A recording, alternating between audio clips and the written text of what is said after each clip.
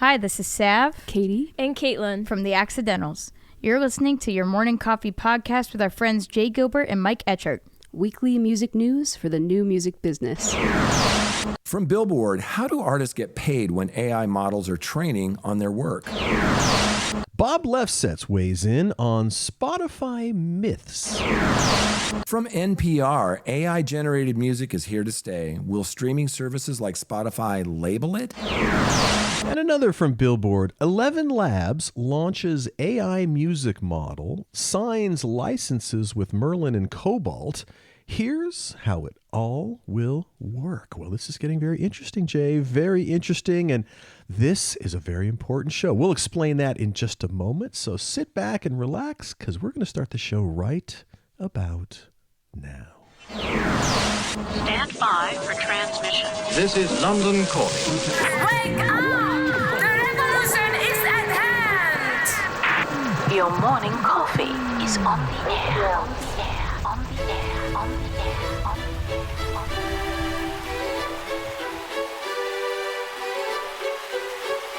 Standing by.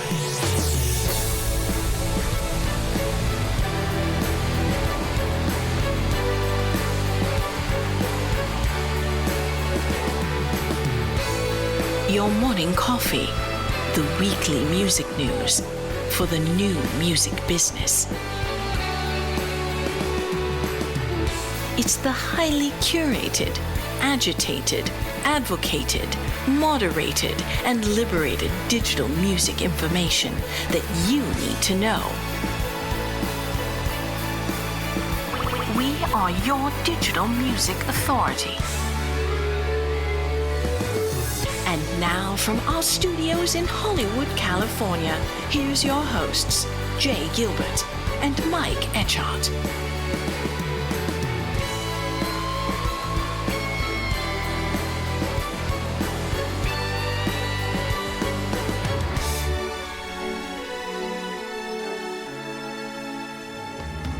Do whatever you need if it makes you feel better than me. I know your life is such a shit show. Everybody knows. We all know. I see. You just want to debate me. So that's how it's gonna be. We'll agree to disagree. Do whatever you need. Well, Jay, it is good to see you on what is our anniversary. Yes, it's been 5 years of the Your Morning Coffee podcast, 300 episodes. We have some really cool things coming up. We've got, David Israelite from the NMPA is going to join us, and Dan Gill from BMG, and you and I are just putting together the next AI roundtable, which I'm really excited about. And by the way, that music that you just listened to was The Accidentals, Better Than Me. That's on the album Time Out 3, which is out now. Thank you to The Accidentals for that wonderful intro. I'm actually going to be seeing them live this week in Grand Rapids, Michigan at the Frederick Meyer Gardens.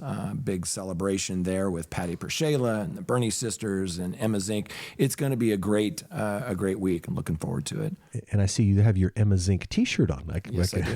There you go. Yeah, I can see it. Fan. Absolutely. Yeah. Well, and as we celebrate our anniversary, I think back to that we started during COVID, of course, and I had done a podcast briefly, but nothing substantial, and so we have kind of learned our way through 300 episodes, and it's been just a blast. I like to say that we've sort of made every mistake that you can make, when it comes to equipment or, the platform we record on or distribute. And it's been a learning process, but man, the conversations that you and I have had with industry leaders and just all the great people in the music industry that we've reported on and we've gotten to know. And then the other side of it is the conversations we've had with our friends over at Media or Music Business Worldwide or Billboard or Music Ally or whoever it is.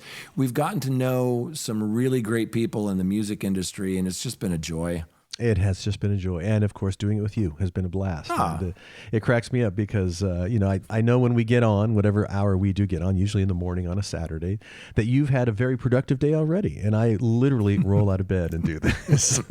So we are very different, but we somehow get it out the door. That's right. You're more of a night owl. I'm more of an early morning kind of guy. And, you're a little bit country. I'm a little bit rock and roll. There you go. That's a exactly reference right. for those born in the 70s.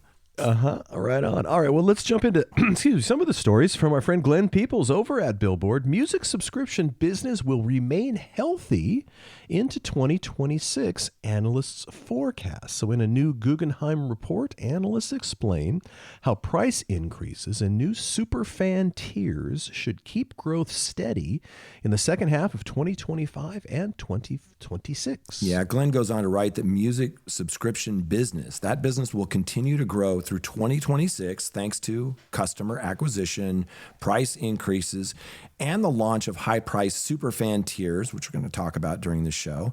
And that's according to that new Guggenheim report analysis. And they cover public music companies.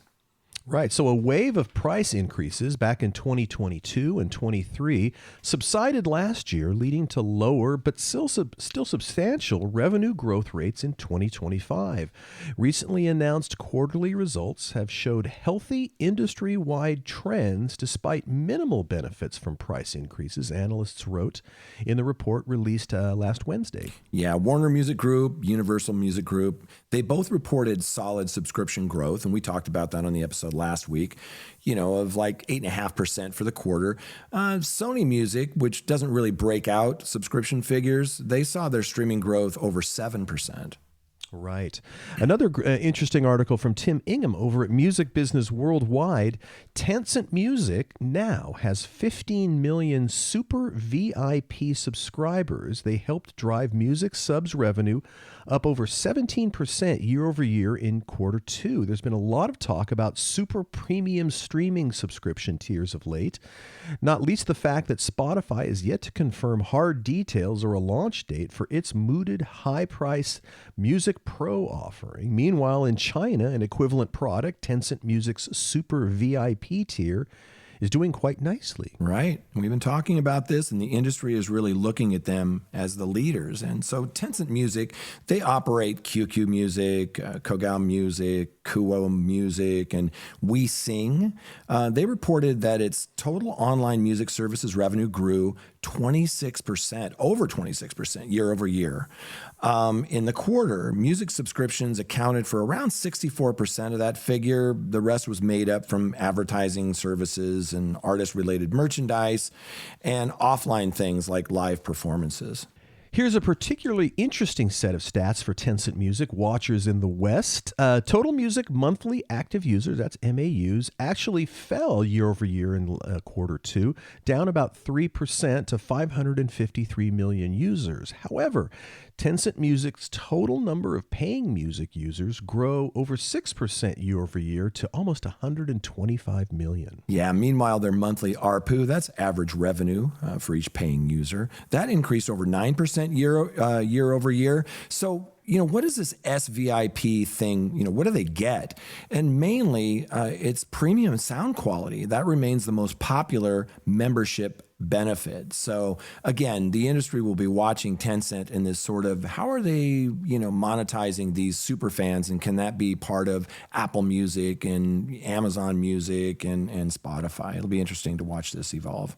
By the way, I read that premium sound quality part 3 times. I'm like, really? Because, my sense is, generally speaking, most people, in my experience, don't care about sound quality that much. But yeah, it's interesting. Yeah. But that's one part of it, right? They said that, there's artist-related merchandise and there's live performances and live streams and other things, but they feel like that's what's generating the interest. And I'm with you. I just don't think that many people, at least in the U.S., care that much about quality, because they'll listen to an AM radio, FM radio, internet radio, whatever it is, an MP3 file, for example, and it's not the best audio quality. They're listening to the great song and not getting caught up in that quality. Yeah, exactly. Well, it's good news if that's the case. Yeah, so we'll see if that for sure.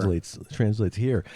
Something over from our friends at Symphonic. Voting open. South by Southwest panel pickers are live. So every year, thousands of people submit panel ideas to South by Southwest, but not all of them make the cut. That's because South by Southwest uses something called Panel Picker, a public voting system that lets fans, peers, and industry pros help choose which panels get featured at the festival. For next year's event, we've got 4 panels up for consideration, and we'd love your support to help bring them to life at South by Southwest 2026. Check them out and cast your vote. That's the folks at Symphonic. Yeah, and that's sort of self-serving because I'm proposed to be moderating some of those panels. The link is in your morning coffee, or just Google South by Southwest panel picker. Another thing in the news this week that I thought was really interesting, and congratulations to Tim Ingham and the team over at Music Business Worldwide on their 10-year anniversary. And this year they're celebrating that anniversary, and they're making this special commemorative magazine, like a physical magazine. And I can't wait to see that. You know, it'll tell the story of a decade of disruption, you know, through the pages of Music Business Worldwide. And it reviews each of the year's biggest stories, biggest deals, and the most significant trends. So congratulations from Mike and myself to Tim Ingham and his wonderful team over at Music Business Worldwide. They are simply the best. Man, they are hard workers, and we just look forward to every time I get those little news blurbs that come across my computer screen, and it completely grabs my attention right there. So, hey, before we start our big stories, Jay, I say we thank our sponsors. Absolutely. The Your Morning Coffee podcast is sponsored by Hypebot. Since 2004, Hypebot has chronicled the new music industry and the trends and technologies that are changing how music is discovered, consumed, marketed, and monetized. It's edited daily by our good friend Bruce Houghton with help from Alana Bonilla. Hypebot and sister blog Music Think Tank are published by live music discovery and marketing platform Bands in Town. Yes, sir. Bands in Town. Over 90 million live music fans trust Bands in Town to get personalized concert alerts, recommendations, and messages from their favorite artists. It is the #1 artist service platform connecting over 650,000 artists with their superfans. Managers, labels, agencies, and artists access their own dashboard to manage and promote their tour dates across all platforms. Big thanks. And of course, every Saturday or whatever, sometimes a Sunday, I get to hang out with my good friend Jay Gilbert, music industry consultant, curator of the weekly Your Morning Coffee newsletter, and a former executive with Universal Music, Sony Music, and Warner Music Groups, and an early morning riser and coffee drinker. And man, we've been doing this for 300 episodes. Been a joy. Yeah, I can't believe it. I mean, 5 years. As you said, you know, we started this during lockdown. And, you know, it really was sort of something we'd already been doing for years, which is you and I would meet for lunch when you were sort of driving by my house. And we would just talk about, hey, what documentaries have you seen? What books are you know, what albums are you listening to? And we would just talk and geek out, you know, about guitars or hamburgers or whatever it was. And we just sort of hit record on that. And 300 episodes, 5 years that I get to do this show with my good friend Mike Etchart, longtime host of Sound and Vision Radio, formerly of SST Records, Warner Music, Capital EMI, and Universal Music Group. And here's to the next 300 episodes. This is going to be fun. Cheers. Yeah, cheers. Indeed. For yes, sure. Indeed. So our first story today, our lead story, is from our friend Kristen Robinson from Billboard. And the headline is, how do artists get paid when AI models are training on their work? But instead of sort of, you know, looking at the story, I pulled about, 2.5 minutes from her TikTok of her talking about this piece. And let's just hear it straight from Kristen. Let's listen in. Artists and songwriters actually end up getting paid when AI models are training on their work. Last week I reported that 11 Labs has a new AI music model that could go toe-to-toe with Suno and Udio. It's text-to-music, and they're trying to license from the very jump. Their first 2 licensing partners were announced to be Cobalt, which is arguably the largest independent publisher in the world, and Merlin, which represents 30,000 different independent record labels, and distributors. As part of my reporting, I could have just stopped after essentially regurgitating a press release about this, but no, For you guys, I dug deeper, I did a lot of calls, and I also obtained an email from Cobalt to some of its writers so that I could really get to the bottom for you of how you're going to get paid as an artist or songwriter if you participate in being part of this training data set. So basically how it works is 11 Labs is going to do a rev share, and so whatever that rev share is, which is undisclosed, they will pay it to Cobalt, and then it's Cobalt's job from there to divide it up among its writers who are participating in the data set. So then there are two considerations of how you get paid. Number one, it's receiving a pro rata share of the royalty pool based on how many songs were used to train the 11 music model. Basically, that is fancy terminology for saying, like, let's say I had 50 songs that I wanted to contribute to the data set, and there were 100 songs total in the data set, which obviously is not real, but, go with me. So that would mean I would get 50% of whatever the royalties were that came to Cobalt, basically. But there's a part two.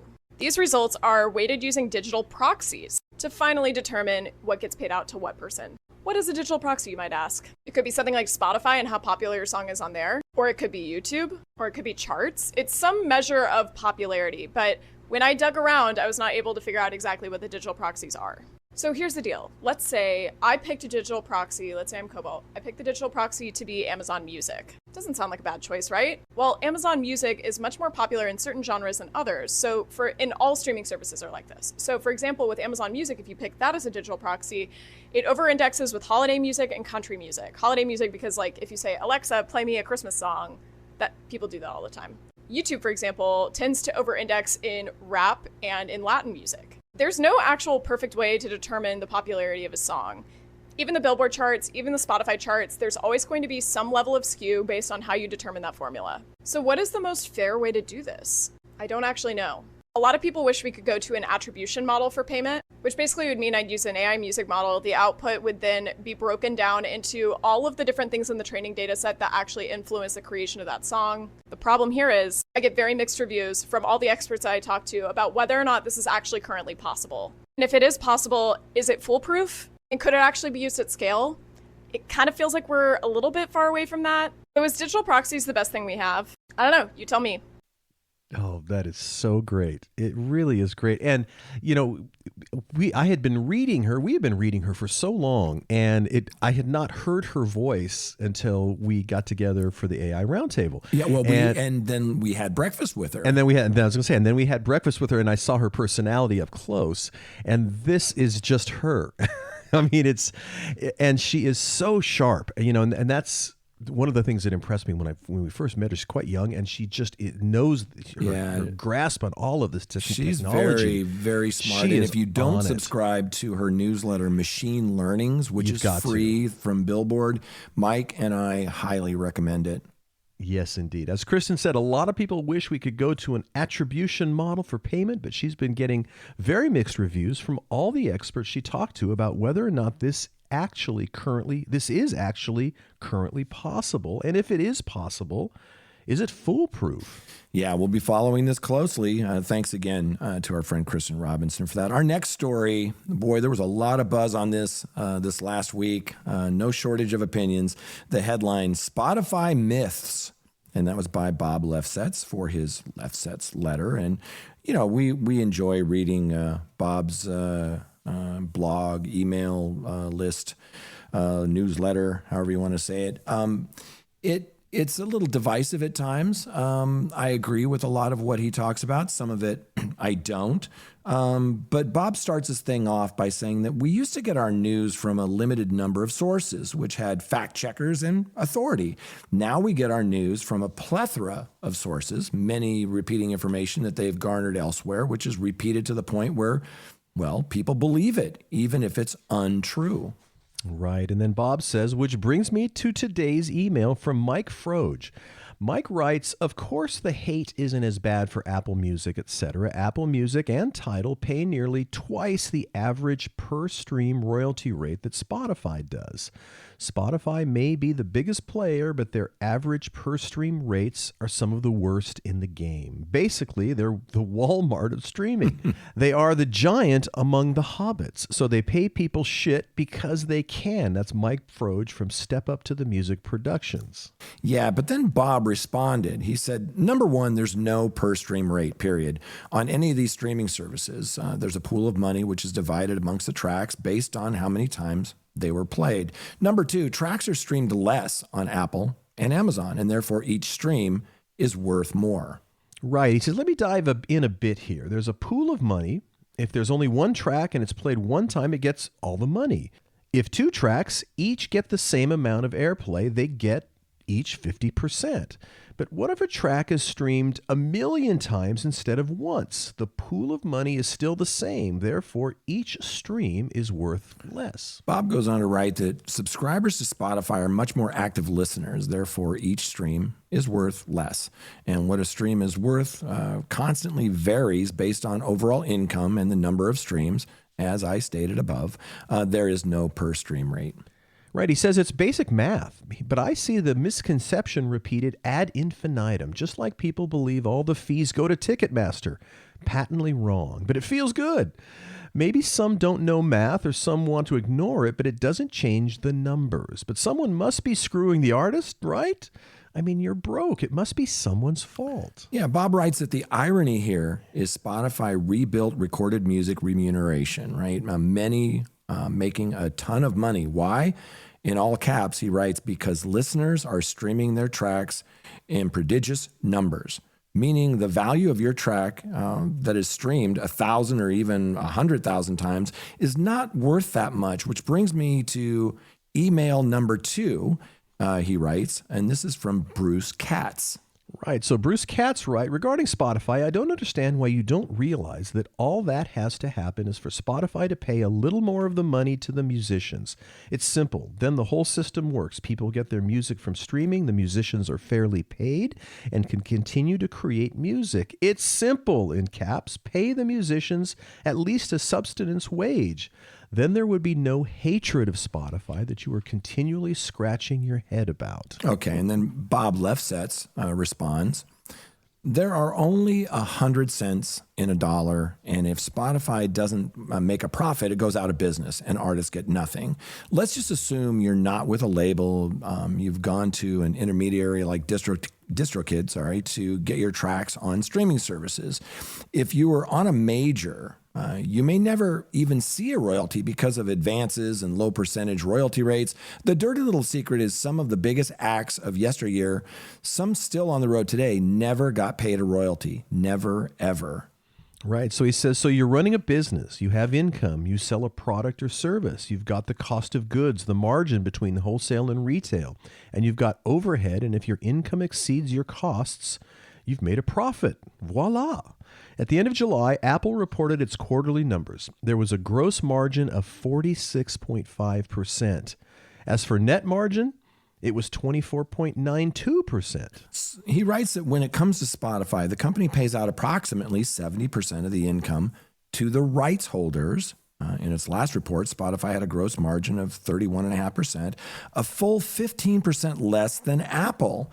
As for Spotify's net margin, it's a paltry 4.77%, nearly 20% less than Apple. Right. He says, but it gets even worse. Spotify doesn't scale. Its costs go up proportionately. The company continues to have to pay approximately 70% of income to rights holders ad infinitum. Compare this to Apple. Costs go down with volume, but not at Spotify. Yeah, and he sort of wraps up by saying that compare this to record labels. The label amortizes costs based on consumption. Sure, it takes money to make a record, but now the distribution costs of Your are essentially history. No pressing, no shipping, no returns, just income basically. So each stream represents fewer costs for the label, the same way the 10 millionth CD was more profitable than the first back in the physical era. Bob says, in other words, Spotify does not have more money to give to rights holders, as the company has frequently run at a loss. But Spotify is the enemy. As for a living wage, where did this come from? Talk to the acts of yore. Almost none earned a living wage, but the ones struggling couldn't go on the internet and complain. Yeah, he says, when was life supposed to be fair? It's not like music is one big corporation. It's not like you're on salary. It's entrepreneurial. If someone doesn't buy your product, you stop selling it. Go on to something else, but not in music. In this case, the market is wrong, or Spotify is screwing you. He says, so not only is Spotify the enemy, I am too. I must be in bed with the streaming company. I must be earning bank. Otherwise, why would I write this drivel? But I don't own any Spotify stock, nor have I ever taken $1 from the company, which I guess makes me a chump in your eyes, but keeps me honest and credible. Yeah, and finally, Bob writes, are you willing to be honest and credible? Tell your friends their music isn't good enough, that low stream numbers yield minimal payments, that Spotify is giving the lion's share of the money to rights holders and rarely been profitable? I don't think so, because you're going against the team, but music is not a team sport, never was. And that's its genius. One last thing. Mike Froge responds, well, you're certainly a master of publicly cherry-picking responses which agree with your position. Bravo. Hell, at least Steve Jobs devised a comparatively fair business model. With iTunes, if you consumed more music with more artists, from more artists, then you paid more, as one should. And so all of those artists at least got paid accordingly. Yeah, Mike Froge goes on to say that with Spotify, etc., it doesn't matter if you consume music from 10 artists or 10,000 artists. You still just pay the same lousy $10 subscription, and those 10 to 10,000 artists make essentially nothing. If 1,000 people bought your single on iTunes, even if they never actually listened to it, you would have grossed about $700 after Apple took their piece of the pie. This is not a fortune, of course, but to pretty much any independent artist, $700 is a pretty decent chunk of change and will pay for some bills. Right. He went on to say if 999 people listen to your single on Spotify, you get precisely nothing, $0.00, because since 2023, Spotify quietly changed their policy to eliminate paying any royalties whatsoever for a song with less than 1,000 streams. I won't argue that streaming isn't the future of music consumption. It absolutely is. But if the business model continues as is, that future is going to sound increasingly bleak. Yeah, and Froge goes on to say that, sure, technology has democratized and cheapened, literally and metaphorically, the process of recording, mixing, and releasing music. Any half-assed hack can take a $200 laptop into their bedroom and churn out some quote-unquote songs and throw them up on Spotify. Tens of thousands do so literally every single day, and the overwhelming majority of it sounds like that's precisely what happened. It's disposable, amateurish tripe. Hell, you can go to AI and get it to do it for you, and it'll probably sound better. And he says, and you're right, music is only worth what people are willing to pay for it. And increasingly, they're going to be getting their fraction of a penny's worth. More and more truly creative and talented people will continue to abandon music for other pursuits, tech, etc., because they can't feed and house themselves on fucking thin air. Yeah, and finally, Mike Froge said that I'm not stuck in the past dinosaur who longs for the days of horrible record deals, the expensive and tedious logistics of physical distribution, or any of the other BS from that era. But something about the current status quo has to change. We're letting cheap and convenience suffocate creativity and creators. And that's sad. So again, that's Mike Froge from Step Up to the Mic Productions. And this was all part of the Left Set's letter. And there were several letters back and forth, blog posts. It was really interesting to get everybody's take on this. But a couple of points, couple of takeaways, and Mike Brandvold and I covered this on our podcast, is that, nobody guaranteed you a career in the music industry. And it's, most of the artists that start out, don't make it. It's got a super high failure rate if you're looking at ROI. And I do feel like, Spotify is the quarterback in the NFL that gets far too much credit for a win and far too much blame for a loss. For the loss. Yeah. But this is an interesting sort of back and forth between people that are passionate about it in the music business. And we have been talking about this for our first 300 episodes, and we'll be continuing to be talking about it for the next 300 episodes, without a doubt. Exactly. All right, our next story, it's from Isabella Gomez Sarmiento over at NPR. AI-generated music is here to stay. Will streaming services like Spotify label it? Like every other technological advancement that has preceded it, artificial intelligence has caused some panic and fascination over how it might transform the music industry.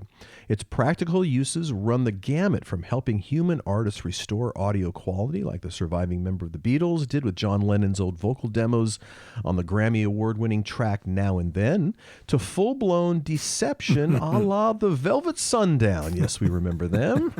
Yeah, we've been talking about them a lot lately. Spotify is the most popular streaming service globally with 696 million users in more than 180 markets. In podcasts and interviews, the Spotify CEO Daniel Ek, has spoken about the optimism that AI will allow Spotify's algorithm to better match listeners with what they're looking for, ideally delivering, quote, that magical thing that you didn't even know that you liked, better than you can do yourself, end quote. That's what he told the New York Post back in May. In 2023, Spotify rolled out an AI DJ that we've talked about that provides a mix of recommendations and commentary. The platform also has an AI tool for translating podcasts into different languages. That's pretty cool. Yeah, that's pretty cool, actually. Eck has also made it clear that AI should help human creators, not replace them. But unlike other tech giants, including YouTube, Meta, and TikTok, Spotify is not currently taking steps to label AI-generated content. So why doesn't the world's largest streaming service alert users if what they're listening to was generated through AI? And what issues does that raise for both artists and their fans? Yeah, this is super important, Mike. In response to the questions about whether Spotify has considered implementing a detection or labeling system for music created with AI, as well as what challenges might arise from doing that, a Spotify spokesperson didn't confirm or deny the possibility. Right. So a Spotify spokesperson told NPR in a written statement, Spotify doesn't police the tools artists use in their creative process. We believe artists and producers should be in control. They said our platform policies focus on how music is presented to listeners, and we actively work to protect against deception, impersonation, and spam. Content that misleads listeners, infringes on artists' rights, or abuses the platform will be penalized or taken down. Right. She goes on to write that in response to questions about this practice and the financial implications, a Spotify spokesperson told NPR, quote, Spotify prioritizes listener satisfaction, and there's a demand for music to suit certain occasions and activities, including mood or background music. This kind of content represents a small portion of the music available on our platform. Like all other music on Spotify, this music is licensed by rights holders, and the terms of each agreement vary. Spotify doesn't dictate how artists present their work, including whether they publish their songs with real names, under a band name, or a pseudonym. So Hani Farid, who's a professor at the University of California, Berkeley, says there's responsibility from the government to the platforms, to the creators, to the consumers, to the tech industry, he said.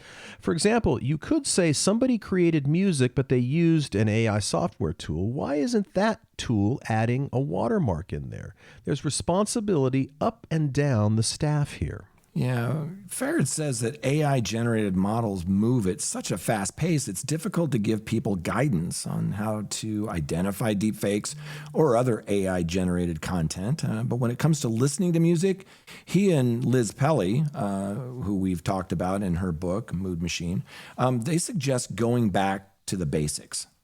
Right. Pelly says, if music listeners are concerned with not accidentally finding themselves in a situation where they are listening to or supporting generative AI music, I would say the most direct thing to do is go straight to the source, she says. Whether that be buying music directly from independent artists and independent record labels, getting recommendations not through these anonymous algorithmic news feeds, and investing in the networks of music culture that exist outside of the centers of power and the tech industry. Yeah, great piece. We're going to be talking about this and other things for our next AI roundtable. Yes, so stay tuned for that. It's coming soon. And our final story today, this is super important. 11 Labs, they launched an AI music model, and they signed licenses with Merlin and Cobalt. Here's how it'll work. And again, this is from Kristen Robinson at Billboard. She writes that 11 Music, users can create music from written prompts, right? While a forthcoming Pro model will be trained on music from Merlin and Cobalt artists and writers who opt in. Very interesting. So on August 5th, AI audio company 11 Labs announced the launch of 11 Music, an AI model that allows users to create music from written prompts. The resulting songs, which can include vocals and instrumentals, can be employed for commercial uses. Yeah, think of this as like what we've been talking about with Suno and Udio and platforms like that. But this isn't trained off of every song ever recorded. This is from a group of songs that were opted in. This is super interesting. 11 Labs, they also announced that they've struck licensing deals, with Merlin and Cobalt for this upcoming model. As part of the deal, members of Merlin, which is a digital licensing organization, and they represent about 30,000 independent labels and distributors, so it's massive, and signees of independent publishing giant Cobalt, they can opt in to allow their work to be used in AI training in exchange for royalties. Very, very interesting. Yeah, so for now, the only artists, songwriters eligible to participate are those whose master recordings and publishing copyrights are 100% controlled by Merlin members and Cobalt. Because those creatives must choose to take part in AI training, it's still unclear which songs will be part of the 11 Music licensing catalog. Yeah, this is super interesting. 11 Music's first model is already available for use, but a source tells Billboard that the 11 Music Pro model, which will be trained on Merlin and Cobalt, rights holders who opt in, that's expected to debut in the coming weeks or months. Right. Well, this isn't the first time 11 Labs has struck a licensing deal with a music company for its new model. 11 Labs has already signed deals with Lander, an AI-focused music production and distribution platform, and Source Audio, a synchronization licensing platform that hosts millions of songs, including production music and licensed works from indie labels. Yeah, Kristen goes on to write that some music generated by 11 Music is permitted on streaming services, but it depends on what subscription tier the user is signed up for. There are 7 such tiers of 11 Music. There's Free, Starter, Creator, Pro, Scale, Business, and Enterprise. Under the Free, Starter, and Enterprise plans, distribution to streaming services of any music generated by the model is prohibited. Interesting. Well, Cobalt's deal with 11 Labs has a worldwide remit, and the term lasts for 2 years. Participants will receive a pro rata share of a royalty pool based on how many of the artist-songwriter's works were used to train the 11 Music model relative to others. A source close to the deal explains that this means participating artists and writers will receive royalties relative to how many songs they represent in the overall data set. Right. She goes on to say that the results are then weighted using digital proxies, which the source says means that the royalty payouts don't just take into account how many songs one has in the data set. It also accounts for the popularity of those songs determined by looking at their metrics on other digital platforms. The source declined to specify exactly what Cobalt's digital proxies were. Right. Cobalt's email also notes that there are safeguards in place with the 11 Music model, including, number 1, no outputs will include lyrics, song titles, or artist, songwriter, publisher, label names. Number 2, no identifiable sound-alikes. Number 3, watermarking and fingerprinting to monitor usage. And number 4, MFN, or most favored nation terms across publishers and labels. Right. So for music publishers, the inclusion of that MFN clause in Cobalt's deal is particularly notable. With that stipulation, Cobalt is ensured their copyrights are going to be valued equally to those of any label or publisher that strike a deal with 11 Labs. So in an interview with Bloomberg Live this last Tuesday morning, August 5th, 11 Labs co-founder Maddie Staniszewski dodged a question about whether or not the company was also in licensing talks with the 3 major music companies, Sony Music, Universal Music Group, and Warner Music Group, saying only that currently the focus was on bringing the current model and product to the market. Yeah, so really we're deep with our partners with Merlin, Cobalt, Source Audio, and a number of other partners that aren't mentioned in the release, to bring the current product to market, iterate, we'll see what we can expand. Right. At another point in the interview, Staniszewski said, of course, as we look into the future, we would love to work with UMG, WMG, Sony, and I hope we can find a path in the future to do so. As we think about our work across 11 Music, that's one of the key elements to make sure that the work we do is both licensed, but also gives you that broad commercial license to use it. The press release about the launch of 11 Music also included statements of support for Staniszewski from Jeremy Sirota, who we've had on the podcast, Laurent Hubert, who's the CEO of Cobalt, and they're included here. For example, from Staniszewski, as an AI audio company expanding into music, that was a natural progression, and we're thrilled to introduce 11 Music today. We've heard massive demand from our enterprise partners and from users of the music model, like this, and we took our time to ship one that we're certain they'll love. We're proud to do so in collaboration with the music industry partners who recognize the vast benefits and possibilities of AI innovation in music. Right. So Hubert added, our songwriters and clients entrust us to ensure that the AI revolution includes both strong protections for their intellectual property rights for AI training, as well as forward-looking and thoughtful opportunities to participate in AI revenue streams, subject to clear and fair guardrails. 11 Labs has been a collaborative partner committed to sourcing data directly from rights holders and protecting them. We are excited about this partnership and seeing 11 Labs become a pioneer in licensing premium music for their Music Pro offering.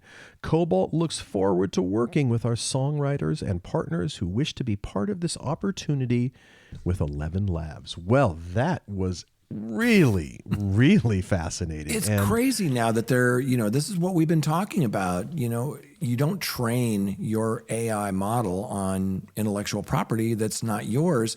And I feel like this is one of the first and one of the larger steps in the right direction of training on intellectual property that you actually have permission and people have opted in, artists have opted in. Yeah, no, it's it's a start, and whether it gets modified or other people kind of see this as a way of doing business in the future, we'll see, because it's going to morph, of course, like all these things do. But someone has kind of put together a model now, and it makes a lot of sense, and it seems fairly fair and step in the right direction. Right? Absolutely.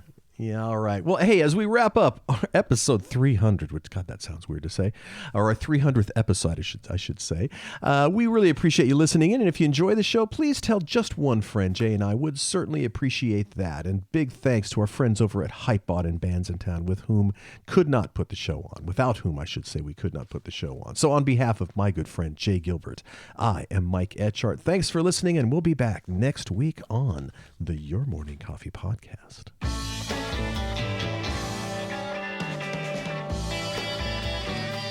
You've been listening to Your Morning Coffee, the weekly music news program for the new music business. Join Jay Gilbert and Mike Etchart next time for the digital music news you need to know.